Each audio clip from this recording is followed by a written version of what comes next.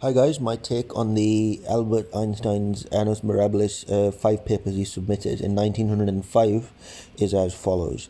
So, in 1905, it was his year of miracles. He published 5 papers which marked a watershed between classical physics and modern physics.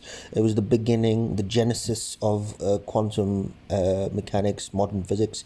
There was quite a lot of disagreements with the classical Newtonian conventions. And it was dealing with the quantum mechanics, or modern physics was dealing with the problem of reality of atoms, theory of special relativity, which overthrew the Newtonian conceptions of space and time, and his revolutionary light quantum hypothesis, which together with Planck's work and also De Broglie's work of lambda equals momentum lambda over. So De Broglie's work, and I've done a video on it, and Planck's work, and as well as Boltzmann's work on the unidirectionality of time. It was revolutionary because Planck's work on black-body radiation and Boltzmann's work on thermal wave and temperature and waveform and spectra, and all of these things were coming together, and all of these discoveries were now being put in the context of quantum mechanics more and more, and less in terms of classical physics. So in 2005 there was a worldwide celebration of physics through UNESCO, and in which these papers were discussed, spoken of, read through, and during Einstein's year 1905, he had a set of 5 papers dealing with the existence of atoms, special relativity, including the now famous equation E equals mc squared, expressing the equivalence of energy content E and interconvertibility of E into m, and energy and mass interconvertibility, as well as on the quantum theory together with its application on the photoelectron effect, which is phi and ke, E equals ke plus phi, and so he basically. We have to realize that these papers mark the watershed between classical physics of Isaac Newton, Michael Faraday, John Clerk Maxwell, and modern physics. I mean, I personally wouldn't consider Maxwell to be classical. His equations are very, very difficult, and very few physicists have actually charted and learned and understood all his equations. It's therefore entirely appropriate that this centenary year of Annus Mirabilis be celebrated as the year of physics.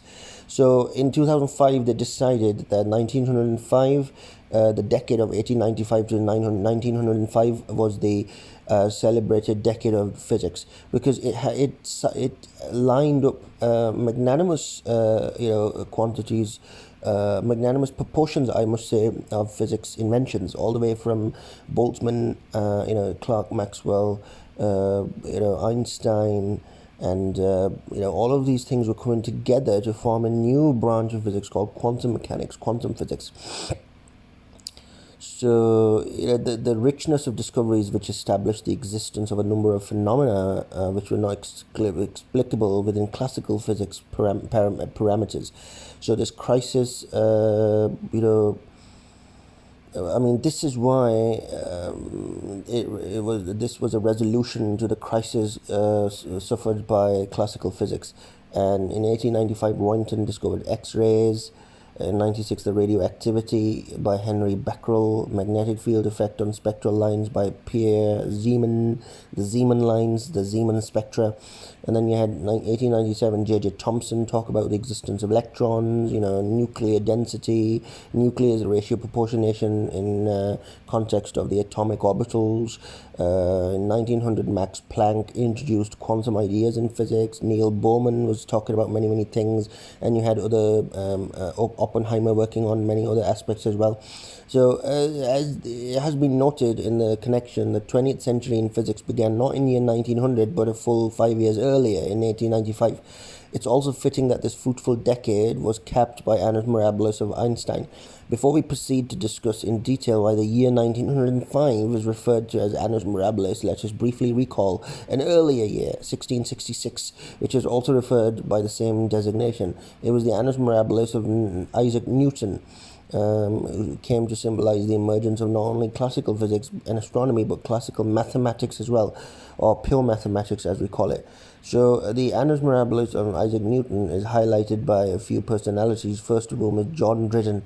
He's a Restoration English poet, published a long poem of 116 pages in 1688, and it was referred to as Annus Mirabilis. Some would say it was predictory. It was of a predictory nature, and it's worth quoting this title in full, which was Annus Mirabilis, the Year Wonders, MDCLXVI, an historical poem. Also a poem on the happy restoration and return of his late Sacred Majesty Charles II. Likewise, what I'm trying to say is, he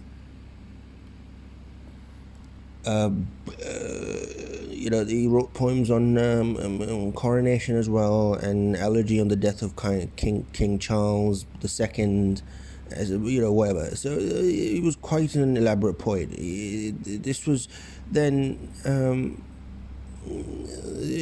So what I'm trying to say is, so there was Annus Mirabilis of Einstein, there was Annus Mirabilis of Newton, and and when we talk about Isaac Newton, these discoveries, most of his discoveries took place in 1665. And in 1 year, he made quite a lot of leaps and bounds. And, he was born in the village of Woolsthorpe in 1642. And that's the day when Galileo died. So one died, the other one came to life. And he was at the Trinity College in Cambridge at the age of 18. And he completed his bachelor's degree.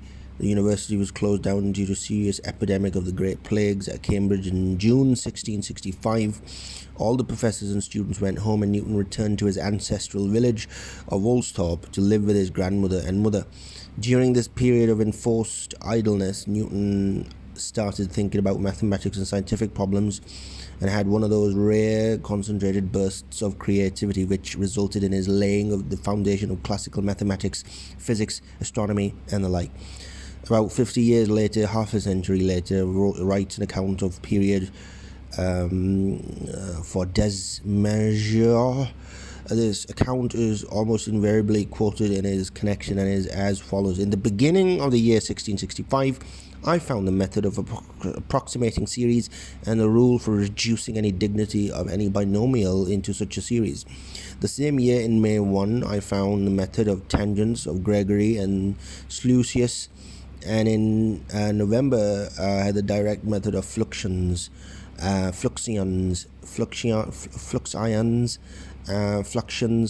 and the next year in January had the theory of colors, and in May following I had entrance into E-inverse method of fluxions, and the same year I began to think of gravity extending to E-orb of the moon, and introduced the forces which keep the planets in place in the orbs must be reciprocally as the squares of the distances from the centers about which they revolve. Also, this was in the 2 plague years of 1665 and 1666. For in those days I was in the prime of my age for invention, and minded mathematics and philosophy more than any other time since.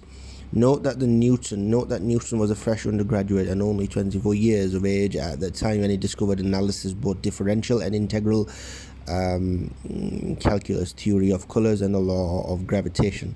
Quite mysterious. I wonder how he reached this conclusion without, having been trained at the university. It's quite mysterious. So the Annus Mirabilis. So I carrying on from there.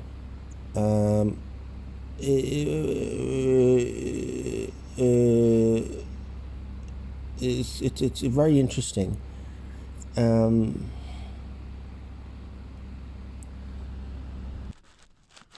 So, early life of Einstein, he was born on the 14th of March 1879 at Ulm in Germany.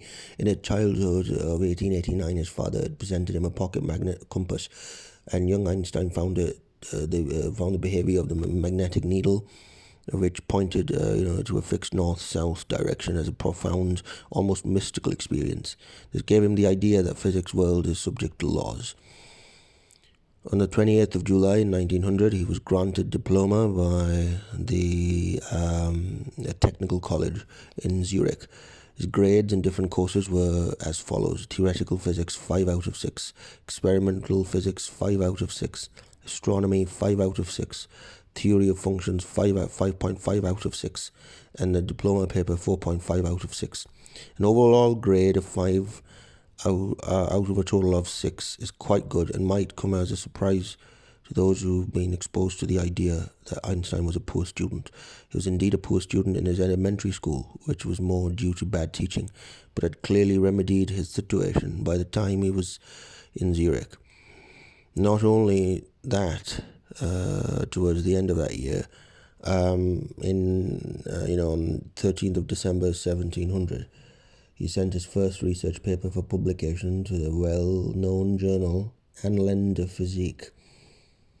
He started work as a clerk at the patents office, Bern, on probation at a salary of 3,500 Swiss francs per year. That's round about 300 Swiss francs per month. And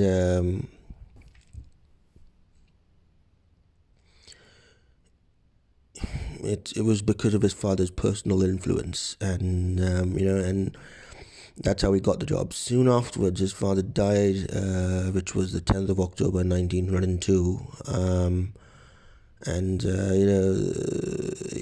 That's how his sources of financial security were cut off. On top of that, his expenses increased when he married his fellow student Mileva Marish, and with the birth of their first son Hans Albert on March 14, 1904. Luckily, he was confirmed in his job at the patent office on September 16, 1904. During this period, when he had no proper academic appointment and subject, as well to financial insecurities clouding him from every direction, it's surprising that he published 5 papers in Anländer Physik. We need not comment on first 2 of these, which dealt with capillary phenomena. I mean, colligated properties such as freezing point, melting point, boiling point, adhesion, cohesion, capillary movement. The thing is, during this period of 1901 till 4, he had no proper academic appointment and was subject to financial insecurity, so it's quite mysterious as to how he published the 5 papers. But then the remaining 3 on a discovery of the ensemble method is this of statistical mechanics were quite impressive. Here, however, he had been scooped by Hosea Gibbs, who had obtained these results somewhat earlier. And during that year of 1905, Einstein published 5 papers on statistical physics. Please keep that in mind. It's special theory of relativity, quantum theory, and that was in addition to completing his PhD dissertation. So in chronological order, it was the light quantum paper. The full title of this paper is On a Heuristic Point of View Concerning the Production and Transformation of Light. It was received by Anländer Physik on March 18, 1905. This was published in Anländer Physik 17, page number 132 till 148 in 1905. And then the second paper was about Thesism on molecular sizes. It was a PhD dissertation on a new determination of molecular dimensions. Was completed on April 30th, 1905. It was printed at Bern, submitted to Zurich University on July 20th, 1905. He also sent a paper based on the thesis to Anländer Physik soon after the thesis was accepted on August 19, 1905 by the university, which appeared in Anländer Physik 19. It was on the page 289 till 305 in 1906. The third paper was on Brownian motion paper by Robert. It was an advancement on the work of Robert Hooke, and Robert Hooke's work was quite nice. And the title of the paper was on the motion of Small particles suspended in liquid at rest required the molecular kinetic theory of heat.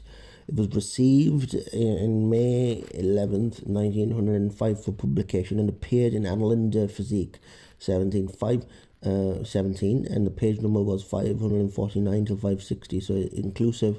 I think it's a good 13 pages of reading, deleting 2 pages for references and citations and bibliography. It's 11 pages worth of read. And the fourth paper was on special theory of relativity, and the title of that paper was on the electrodynamics of moving bodies. It was received on 30th of June 1905 and appeared the same year. And the fifth paper was E equals mc squared paper, the famous one. And the exact title of that paper was, Does the inertia of a body depend on its energy context? It was received for publication in September, just 3 months later after the fourth one, and appeared in the same year as well. So Einstein, besides the above, sent another paper on Brownian motion in December 1905 to the same journal, and that was published next year as well.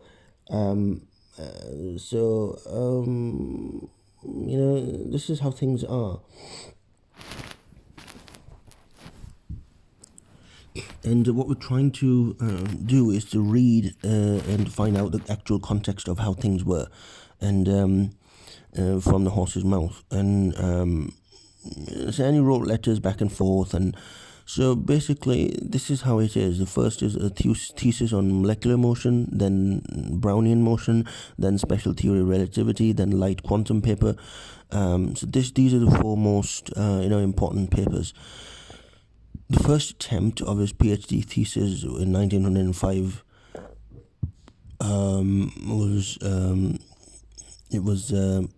he found it quite boring, the first attempt, and then he carried on with it nonetheless. His thesis on molecular sizes was not recognized that much. I mean, his advisor was experimental physicist specializing in instrumentation, and he had broader interest in basic physics. And the thesis, it was more about tensor calculus in the formation of general theory of relativity. And Einstein noted in that thesis that, by pointing out that although there have been many determinations of molecular sizes till that date, they all have used kinetic theory of gases. His proposed method,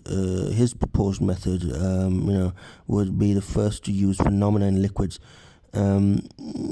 So prior, it was all about Brownian motion in gases, but he took it to the liquid level, and he wasn't the first one to do it, but he formulated, fashioned, and seasoned the kinetic theory of gases, KTG.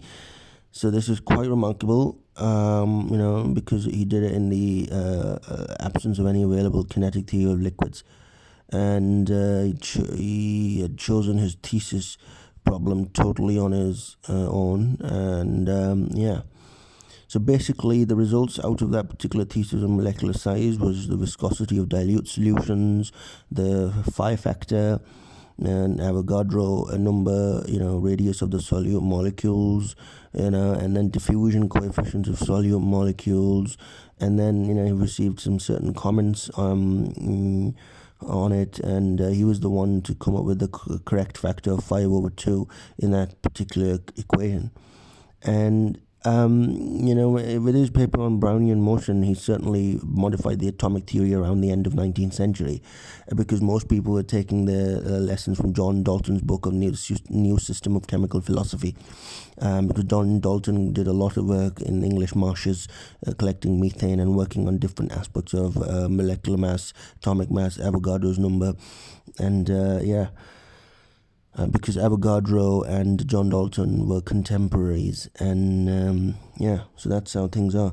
So Einstein, his contribution on the Brownian motion,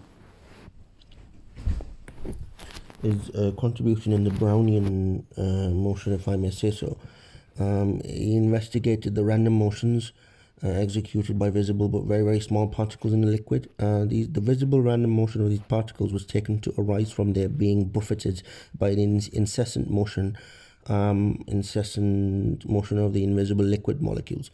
His hope was that such a study would be convincing enough about the reality of underlying molecules of the liquid, liquid phase, where they are, in perpetual motion but less vigorous motion than they are in a gas phase. So it was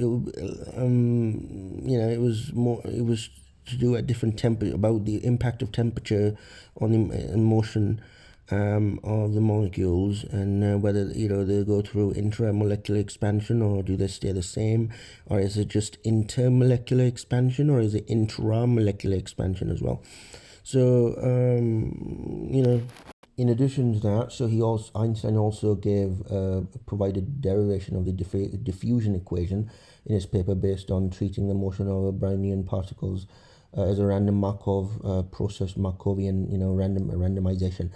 This derivation is to be contrasted to the classical derivations, which were based on continuum mechanics, and that's a buzzword you need to find a meaning of in your spare time.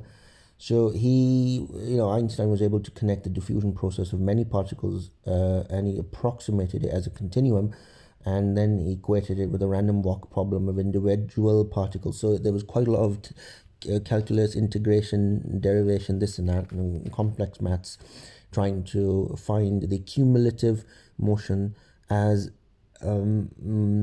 dictated by the individual motion of the particles. There was quite a lot of discontent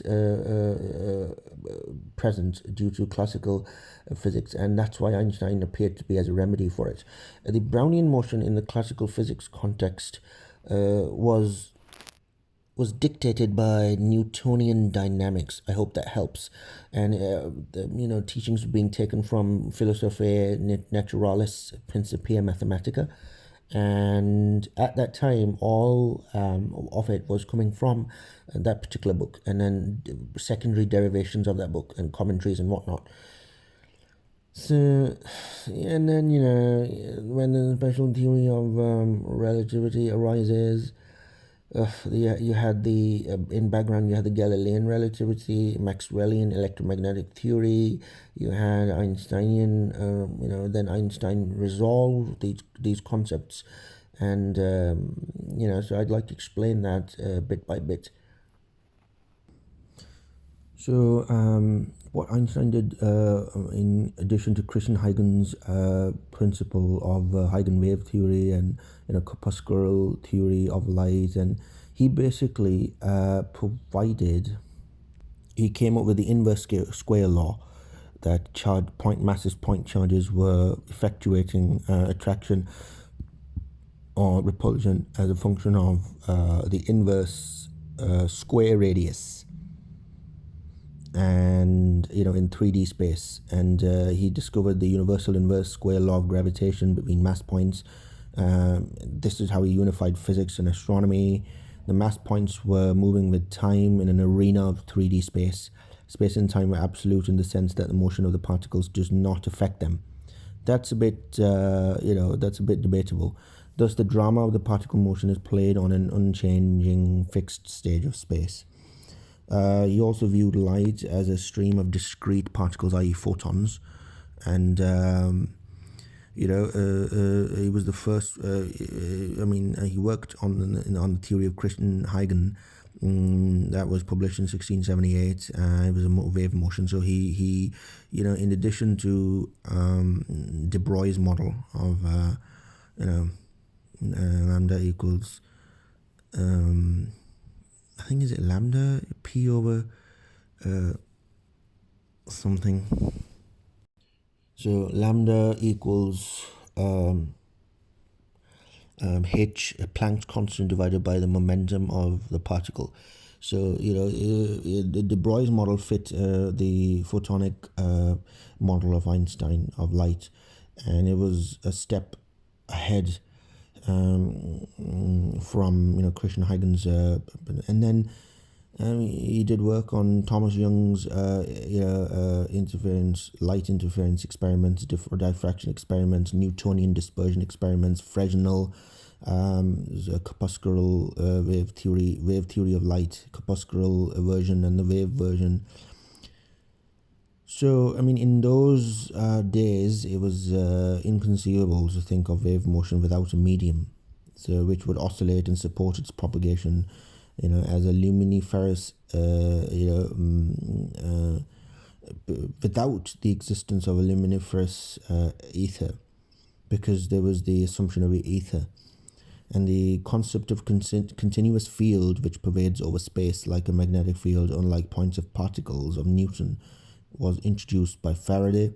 Around the middle of the 19th century, Maxwell achieved a more advanced understanding in 1864, and he basically conjoined and unified the two disparate fields, the disparate fields of electrical and magnetic E field and B field, into a coherent unified EM field, whereby the E field and the B field are oscillating at right angles. And a completely unexpected prediction of Maxwell's equation was that of transverse EM waves. The velocity of these waves was deemed constant, and it involved electrical and magnetic quantities. The velocity of these waves was to be the same as the velocity of light, which itself is a transverse EM wave phenomena. And that's how leaps and bounds worth of progress was made. And this is quite insightful, because in April 1900, Lord Kelvin, in a very perceptive and insightful lecture before the Royal Institution, spoke about two 19th century clouds over the dynamical theory of heat and light. One of these involved the continued unsuccessful attempt to experimentally measure the motion of the Earth through luminiferous ether. The other one of these referred to the failure of equipartition of energy in a classical statistical mechanics. So the rest of Einstein's work during the miracle year of 1905 is devoted to dispelling of these two ominous clouds that Lord Kelvin spoke of. I mean, Lord Kelvin's a bit of a controversial, figure. He said that, whatever's been discovered up until now will stay the way it is, and there's no more invention that can take place. So he's the same person who said that, and he's the person who delivered this lecture about the two major obstructions in the way of physics. The dynamical theory of heat and light, and these unsuccessful attempts to experimentally measure the motion of the Earth through luminiferous ether, and the other one was the failure of equipartition of energy in a classical statistical mechanics. And after, the next section is all about special theory of relativity, and Galilean relativity, if we may call it. Newton's law of motion are valid in a set of special frames of reference. These are called inertial frames of reference. For example, Newton's first law says that a mass point not acted upon by an external force keeps moving in a straight line with a uniform speed or stays stationary. Now, a particle which is moving in such a fashion in an Earth lab will not appear to be moving in a straight line when viewed from the Sun, due to Earth's daily rotation and its annual revolution around the solar body. Clearly, the two frames of reference, one in which the Earth is at rest and the other one in which the Sun is at rest, cannot both be inertial frames of reference. How do we know if some particular frame of reference is inertial? We first note that if a frame of reference S is inertial, then any other frame of reference S prime, which is moving in a straight line with the uniform velocity, is also inertial, because inertia is about resistance to motion, or resistance either way. So if you're stationary, you don't want to move. If you're moving, you don't want to stop. So inertia is a two-way street. It's dynamic. This specifies the class of frames of reference which are inertial and in which Newton's three laws of motion holds power. In order to characterize the class of inertial frame, we have to specify at least one of them. In practice, for solar system applications, it was taken to be the frame in which the center of mass of solar system is at rest in uniform rectilinear motion. Within the accuracy required in these calculations, it was same as the one in which the center of mass of universe was at rest of uniform linear motion. or the one in which the system of fixed stars was at rest or uniform linear motion. The rules of comparing the space and time coordinate measurement in different inertial frames are known as Galilean transformation. Newton's laws obey the principles of Galilean relativity. This form is invariant, unchanged under Galilean transformation between two inertial frames of reference. Maxwellian EM theory and the Galilean relativity are, quite notable, and they are, if I may say, Galilean relativity is what dictates Newtonian classical dynamics, not electrodynamics, but just dynamics, and astrodynamics we would call it. Maxwellian EM theory is very, very complex. Very few scientists have, read Maxwell's theories and understood the equations to the full. So, as long as Newton's law of motion are the only fundamental laws of physics, there's no way in which one can determine the absolute velocity of an inertial frame with respect to some absolutely fixed point at rest. So, as long as Newton's law of motion, laws of motion are the only fundamental laws of physics, there's no way in which one can determine the absolute velocity of any inertial frame with respect to some absolutely fixed point at rest. Newtonian classical dynamics can't do it. It's not equipped to be able to carry out that kind of calculational analysis. This situation radically changes with the advent of Maxwell's equations for EM, electromagnetism. We note that Maxwellian framework it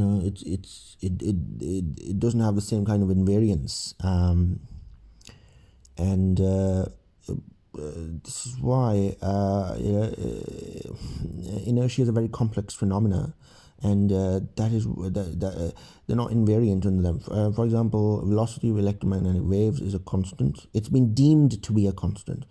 In which inertial frame is it so? We have to ask this, because it cannot be so in all inertial frames in which which are connected by Galilean relation. So which is correct? Is the Newtonian correct or the Galilean relation correct? If it's given by c in a direction of propagation s, it would be c plus v in the frame s prime, which is moving with the velocity of v rectilinearly with respect to s. The velocity of light has been deemed a fixed constant only in the frame in which the luminiferous ether is at rest.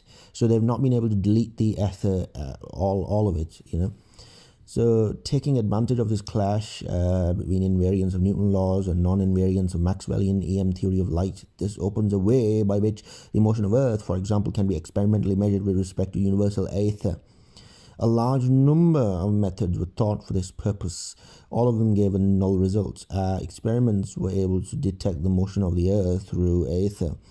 A most celebrated and accurate experiment devised for this purpose was by Michelson Morley in 1887, which was reported a null result. As Maxwellian summarized in an article by Encyclopedia Britannica, the whole question of the state of luminiferous medium near the Earth and its connection with the gross matter is very far as yet from being settled by experiment. So, what he's trying to say is the whole question of the state, the existential question about the ether around the Earth, and how the Earth is connected with the ether is very far as yet to be settled by experiment. So they were still speaking in terms of ether, and so Einstein's resolution was in the special theory of relativity, where he said Einstein's resolution of Earth ether velocity was obtained by a thorough revision of Newtonian concepts of absolute space and time as absolute spatiotemporal unification. In this revision, he was guided by his analysis of the concept of simultaneity. And if the two events take place in a single frame of reference, i.e. a railway platform or a uniformly moving railway train on linear tracks, there is no difficulty in saying whether the two events are simultaneous in the same single frame of reference. So reference itself needs clarification. If you start thinking about the problem, one finds that the two events which look simultaneous in one frame are not so in another relatively moving frame. So this is because the light signals used to observe the two events of simultaneity we're discussing will take different times in the frame of two relatively moving observers. This is due to the speed of light signal being finite, or assumed to be finite. Since simultaneity is not an invariant concept, it follows that time cannot be absolute. It's relative, but it's not absolute. Einstein wished to hold on to what is known as the two postulates of his special relativity theory. All physical laws have same form in inertial references, frames of references which move rectilinearly with a constant velocity with respect to each other. The velocity of light is same in all inertial references, again, and it's an assumption. The two postulates look irreconcilable within the Newtonian notions of absolute space and absolute time and Galilean transformation, which we rarely hear about. However, if Newtonian space and time concepts are modified so as to be in accord with what one has learned from Einstein's analysis of simultaneity, then it was Einstein's insight that the two postulates considered above can indeed be reconciled. They can then take support. They can then, from a new structure of space and time, now called space-time continuum. And there was a scientist called Minkowski in 1908. He delivered a lecture in Cologne in 1908. He said, hereafter space and time are bound to fade away, and only a union of the two will preserve an independent reality. And so they decided to, mark out the individuality of space-time continuum, fuse it together, bend it, and then produce and then display it as a fusion rather than separable entities. Separable independent entities. It's clear, since time's not invariant in different inertial frames, we cannot maintain the Galilean transformations as the proper ones to connect them. We don't know what Galilean transformations are at the moment. I've never done them. So Einstein goes on to show that they have to have been replaced by Lorentzian transformations. Why was it? We don't know. Why were Galilean transformations rendered impotent, and why were Lorentzian transformations far more better? This results in providing purely kinematic derivation of Fitzgerald-Lorentz, length contraction, time dilation, gamma factor, which has been postulated earlier to explain all the null Earth velocity results. It also leads to Einstein's time dilation, moving objects live longer. That's a bit of an assumption. I don't know whether that's philosophical or whether there's actual calculational proof of it. So under Lorentz transformations, Maxwell's theory, it is satisfying to note it's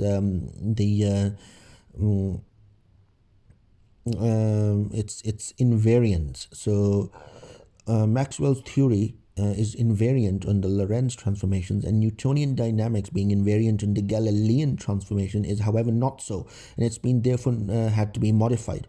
These results in mass variation with velocity.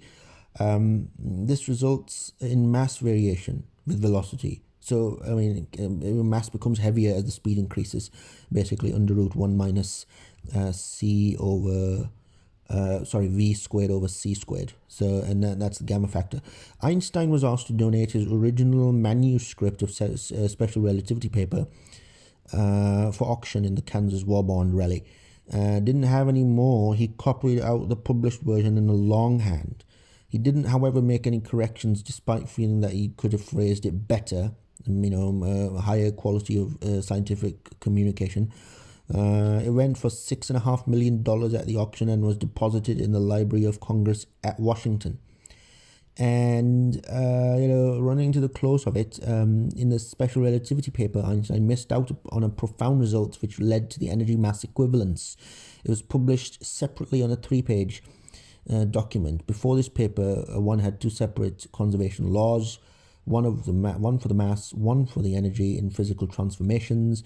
With this insight, they merged into one conservation law. He noted that the mass of the body is a measure of its energy contrast. E equals delta m mass defect times c squared, which is 300 million meters per second. The published paper has L in place of E, and if the energy is measured in ergs and mass in grams in place of E over c squared. So rest mass energy, which is joules per c squared. megajoules per c squared. He also noted perhaps it would prove possible to test the theory using bodies whose energy content is variable to a higher degree, i.e. radium salts that are radioactive. So it will prove possible to test the theory using bodies whose energy content is variable to a high degree. So radionuclides, that's what he meant. This was quite prophetic in view of its eventual sad use in nuclear explosions. Coming back to his letter in Habisht, the Lord was indeed chuckling and leading him by the nose. Incidentally, the equation E equals mc squared mass effect equation is the only equation which occurs in Bartlett's familiar quotation. It's acquired in other culture an iconic status and is seen as on the billboards, t-shirts and so on because of its brevity, ease of use, ease of memorability, remembrance, this and that. It's become a bit of a cinematic statement. Now, I mean, I'd like to just summarize what I've just I've been speaking, chuckling. Just like to summarize it. So in 1907, he does principle of equivalence. 1912 and 13, he gave metric tensor description of gravitation. Did higher mathematical work on gravitation. He refined it. In 1915, he completes his formulation of general theory of relativity, space-time, which was so far regarded as flat and Euclidean. Now, Euclidean is all about 3D geometry, so Euclidean isn't flat. However, it was regarded as flat and is now modified to a curved Riemannian space-time. So in 1915, we come across a mathematical transformation of the GTR, converting the flat space-time continuum into a Riemannian 3D curved space-time continuum. And gravity was the extent of the dent in the space-time continuum fabric rather than an actual force. So gravity's had quite a lot of work done on it as well. And now at this point in time, we are looking at gravity as being waves, and LIGO in Louisiana is doing quite a lot of research on it. And then 1917, first paper on cosmology. 1919, there was a solar eclipse expedition by a general by a British astronomer who confirmed the GTR, and in 1922 he started working on unifying electromagnetism with gravitation, and he wanted to unify the weak nuclear, strong nuclear force, gravitational force, electromagnetic force, and to give a theory of everything, which he was unsuccessful in. And you had many versions come out: string theory, M theory, theory of everything, this and that. So now we have a steady state theory. Okay, so the quantum revolution, it basically is quantum paper was to carry on the concept of black body radiation from all the way from Kirchhoff to Ampere to Kirchhoff to Planck, and then his hypothesis came through, the photoelectric effect, and then that's pretty much it. That's the end of it. And then that's how things are. And then he purchases a house in the end, and so we're now getting to the end of it. The quantum part is the last part. There's only a few detailed description that would then conclude his work in Annus Mirabilis. He did quite a lot of rigorous work to 1915, 1920, got the Nobel Prize in 1924. But his most rigorous years, I assume, were all the way from 1895 till 1915. So the good hard 20 years worth of work. So the origin of the quantum revolution are in the problem of black body radiation, which says that all heated bodies emit radiation, a spectrum or infrared primarily, as well as they're absorbing it. Consideration of the thermodynamic equilibrium led Gustav Kirchhoff of Berlin in 1859 to conclude that the ratio of emissivity to absorptivity of the radiation does not depend on the nature of the heated body, which is a bit non-intuitive because different materials, in material science would have different ratios for different phenomena. So it's quite a brave generalization. The ratio being a universal function is the same as the emissivity of a perfect black body, body which completely absorbs all radiation falling on it, and that's being applied to every material. That's a bit unfair, in my feeble opinion. But yeah, it was a body. So it was shown that the radiation inside a heated cavity is the same as black body radiation. That's good. Max Planck occupied Kirchhoff's chair at Berlin in 1889. He argued that as the ratio is independent of the nature of cavity material, you should be able to calculate it by using a simple model for the material of the cavity. The model he used was that it was made of Hertzian oscillators, each with a single frequency V, which using this model he could show that the universal function is related to average energy of each oscillator of frequency V at the temperature T of the BBR. He had this result published in 1899. If Planck had known the equipartition theorem of classical statistical mechanics, CSM, for average energy, at this point he would have obtained the law of black body radiation, now known as Rayleigh-Jean's radiation law, as it was given by Rayleigh in 1900. So he capitalized on it. I don't know what he did to put his name on it, but he was the one who ended up finalizing, summating, explaining, summarizing all of it, and organizing it into a documentation form, a processed quaternary documentation form, and corrected, and it was given, and he corrected the missing factor of 8 as well. So there was a factor of 8 in the equation that he put in there so that the equations would make sense. Indeed, this was done by Einstein in his light quantum paper as well. Amusingly, he did it before Jean. And the Rayleigh-Jean radiation law was found applicable only at small values of V divided by T, and not for large values of V divided by T. One thus became aware of the second cloud on the horizon of classical physics referred to by the Lord Kelvin, viz. The failure of equipartition of energy. Guided by the precision experimental results on black body radiation, Planck announced an empirical radiation law on October 19th, 1900, which fitted the data perfectly. The Planck's radiation law is now known to be the correct law of black body radiation. It had the same form as Rayleigh's law for small v divided by t, and the form of empirically proposed Wien's law given in 1894 for large values of v divided by t. And Planck, however, had no theoretical basis for his radiation law. Planck next presented a derivation of his radiation law. He was so desperate that he even used Boltzmann's probability interpretation for entropy and thermodynamic distribution of energy profile. The derivation was announced by German Physical Society December 14th, 1900.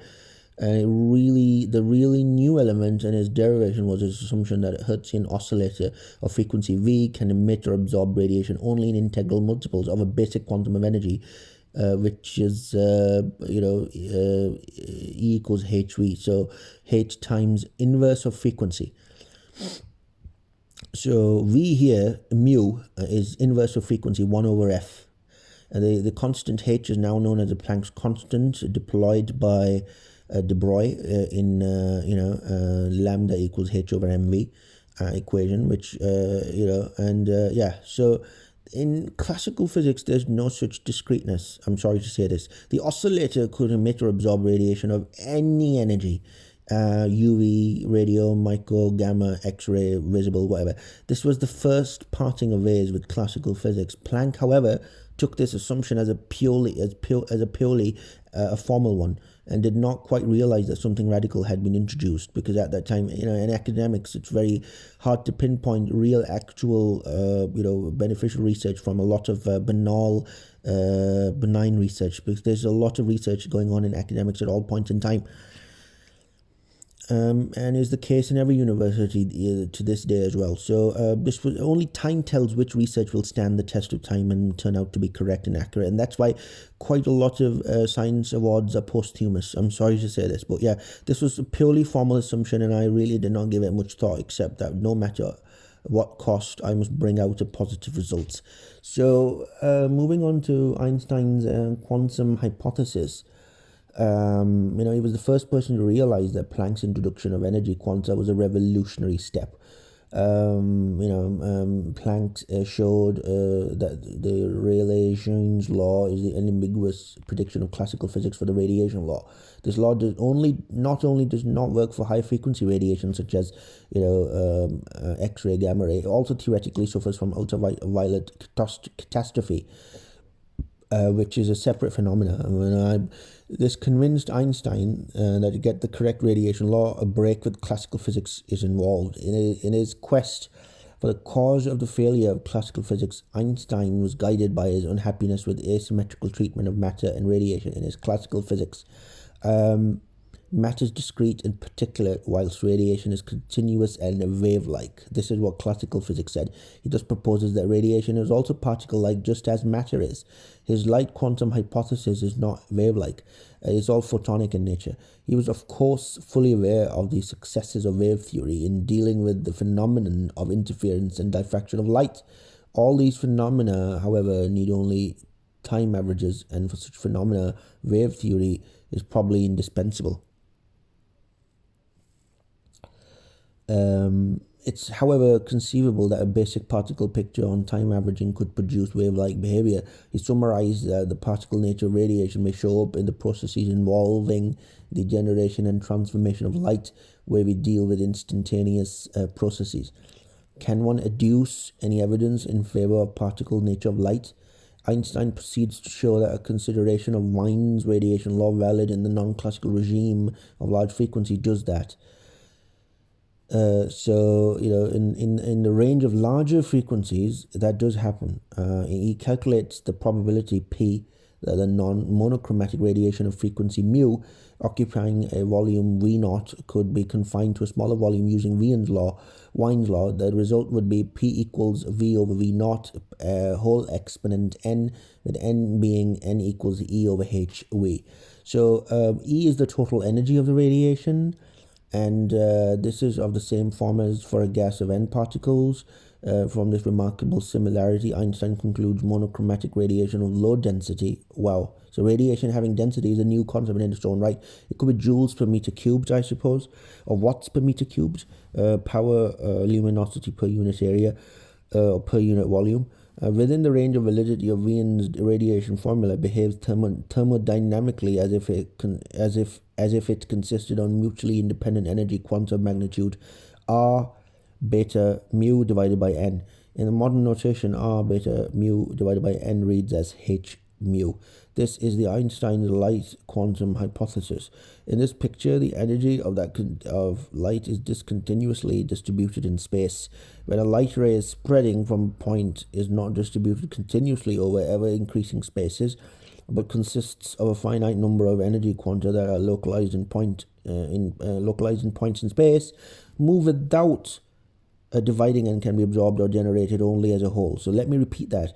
In this picture, Einstein painted, the energy of light is discontinuously distributed in space. When a light ray is spreading from a point source, it's not distributed continuously over ever-increasing spaces, but consists of a finite number of energy quanta that are localized in points in space, move without dividing, and can be absorbed or generated only as a whole. But I hope that they don't dictate a non-uniform distribution of radiation of these quanta as a function of time. That'd be quite non-intuitive. Einstein applied successfully his light quantum hypothesis to other phenomena involving generation and transformation of light. The most important of these was his treatment of photoelectric effect.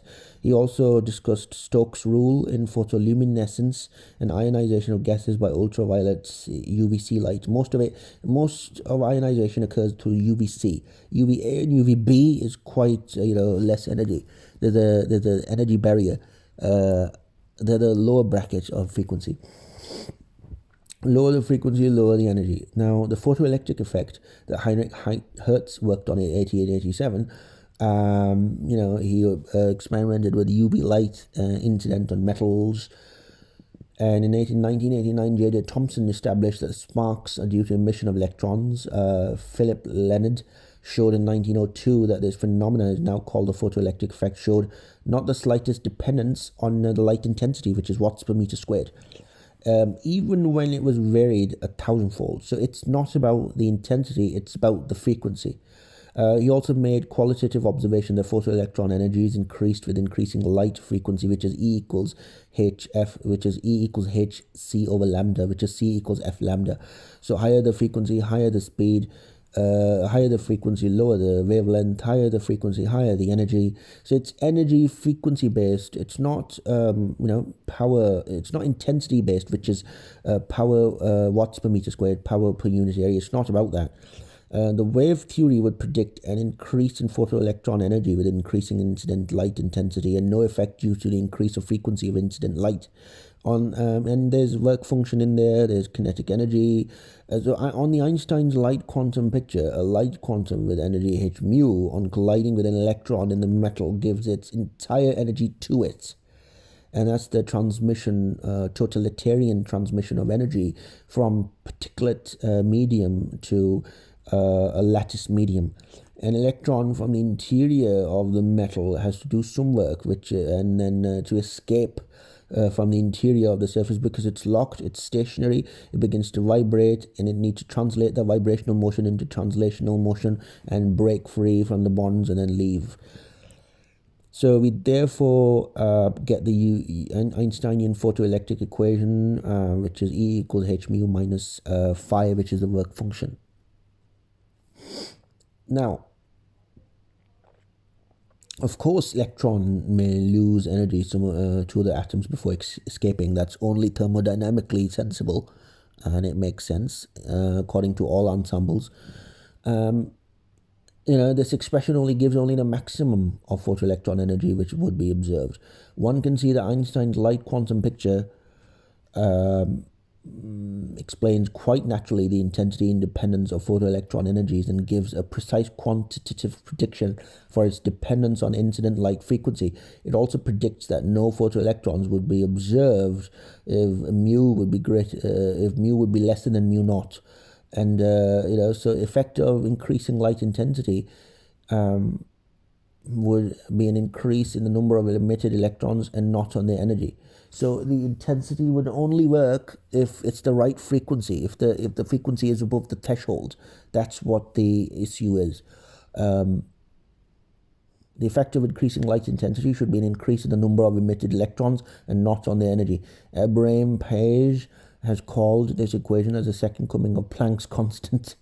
And then Millikan did oil experiments, oil drop experiment, E equals F over Q equals V over D, newtons per coulomb equals volts per meter.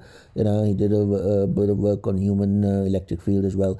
And then, he summarized his conclusions as well as the personal dislike of the light quantum concept as follows. Einstein's photoelectric equation appears in every case to predict exactly the observed results. Yet, the semi-corpuscular theory by which Einstein arrived at his equations seems at present wholly untenable, and the bold, not to say reckless, hypothesis of EM light corpuscle. Now, he got his he got his Nobel Prize in 1921. He shifted into his house in 1924. Sorry about that, I mixed that up. And then, he got the Nobel Prize for this particular paper because of the immense amount of discoveries and relations and how, how things were and how he linked them and modernized the conceptual framework. It was all about the photoelectric effect in that Nobel Prize. Even though his status as a public icon is associated with his relativity theory, he was not awarded Nobel Prize for that. Please get that right. He, however, delivered his Nobel lecture on relativity. Einstein's light quantum was renamed photon by G. N. Lewis as late as 1926. Though Einstein talked about photonic energy equals h mu in 1905, it's curious that he introduced the concept of photon momentum. That was de Broglie. Lambda equals Planck constant divided by mv. He derived it into P equals h mu divided by C only in 1917. Millikan didn't even believe in photons. despite the detailed experimental work. But photons have turned out to be real. But in 1923, the kinematics of Compton effect was worked out on the basis of its being an elastic electron-photon scattering, and that was quite an achievement because X-ray guns improved as a result of that, and more in-vacuum studies could be done. So, all in all, in conclusion, after 1924, it was a good life for Einstein, I must say so. And, he took a lot of guidance from Maxwell and Boltzmann, and the Bose-Einsteinian statistics, was very, very popular, and ensembles became irregular calculations for physics students. And the modern mathematical formulation of quantum mechanics was obtained by Heisenberg, Schrödinger. Einstein's role in achieving this transition from old quantum theory to the modern quantum mechanics were quite significant, which led to the rise of quantum chromodynamics, QCD, which is very, very difficult and very non-intuitive. And then, Bose-Einsteinian condensates, critical temperature calculations, he refined Schrödinger's wave mechanics of psi and the quantum wells and escaping of particles from quantum wells, and so Einstein has basically unified the work of all these 5-6 scientists to unify it, link it, modernize it, and produce a calculational report that successively summates all of the conceptual framework that was scattered in the past. And that's why it's it's a lot of fun reading those papers, because you end up learning quite a lot more than what you bargained for. And I hope you enjoyed my summarization of what I studied from these 5 papers and what I learned from these 5 papers. And I hope if you have any questions, you'll be able to pose it down below. Thank you very much for your time. Take care. Bye now.